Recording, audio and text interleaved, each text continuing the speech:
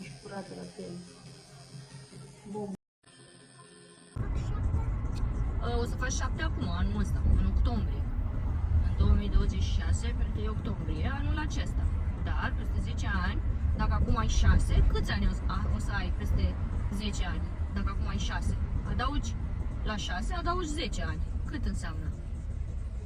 Și cât înseamnă? 7. 16. Cum e David acum. O să fie. Înțelegi? Cât de frumos, nu? Nu, iubi? Cum e fratele tău acum? Ochi. Deci tu ești Deci, ochișorii ăștia.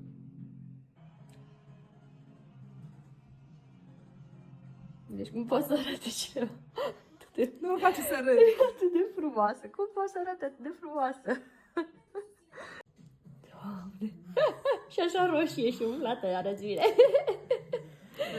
Ești foarte frumoasă! Oameni de calitate.